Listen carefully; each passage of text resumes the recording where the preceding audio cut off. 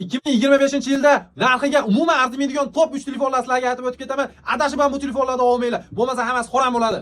3-o'rinni bir paytlar legenda bo'lgan Samsung Note 20 Ultra egalladi. Va qanday bunaqa bo'lishi mumkin? Deyishinglar mumkin jigarlar. Hozir aytib o'tib ketaman. Bu telefonda chiqqaniga 5 yildan oshdi. Yangilanish umuman kelmaydi. Android 13 da qolib ketgan. Xoramdan bo'lgan batareykasi 4,5 mAh. Hozirgi kunda 5000 mAhlik batareykalar ham talabga javob bermayapti. Zo'r g'alatdan 25 vatli zaryadkani qabul qiladi. Bu telefon juda qizib ketadi akalar. Kamerani kачествосini Samsung qasddan pasaytirib yuborgan. Avvallari tiniq edi. Hozirgi kun kelib ancha pasayib qolgan akalar. Va bu telefonda eng katta minusi narxida. Hozirgi kunda bu telefon narxlari 60 kallasidan ham katta bo'lib 350 dollardan sotishyapti. Lekin buni narxiga sizlar eng kamida Samsung S23 Plus olsanglar bo'ladi. Maslahatim Note 20 Ultra'ni 2025-yilda sotib olmanglar.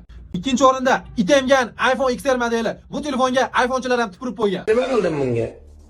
Nima qildim hozir masalan? Bu xoramiga ham yangilanish va nihoyat to'xtadi. Bu telefon chiqqaniga 7 yildan oshiqroq vaqt bo'ldi akalar. Telefonimizda displey eng xoramda bo'lgan displey hamda kameralari 0.5x ololmaydi. Telefonda batareykasi Tetris'da batareykasi bilan bir xil edi. 3000 mAh zo'r g'alatdan 15 vatli zaryadga qabul qilardi. Hozirgi kunda bu telefonda narxlari 200 dollar atrofida sotilyapti. Lekin maslahatim buni narxiga ozgina pul qo'ysanglar, iPhone 11 yoki 11 Pro keladi. Lekin baribir qabristonskiy bo'lganlar kelsa, bilgan bo'qinglar yoringlar. Birinchi o'rinda o'lik tug'ilgan Redmi A5 telefoni. Xorrami. Akalar, bu telefonimiz 2025-yilda dunyo bozoriga kirib keldi. Lekin 2025-yilda sotib olish umuman tavsiya qilinmaydi. Где-то bir 2018-2017-yillarga qaytib qolsanglar, ishlatsanglar maslahat bera olaman.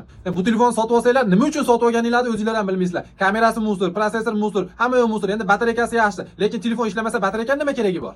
Bu telefonda 100 dollar ekan deb qiziqib olib olasizda, lekin buni ishlatib ko'rib, kreditga ham sota olmay qolasiz. Xullas kalom, buni narxida akalar Tecno yo Infinix'da yangi telefonlar tiqilib yotibdi. Redmi A5 2025-yilda umuman tavsiya qilinmaydi. Yo'qol xorami.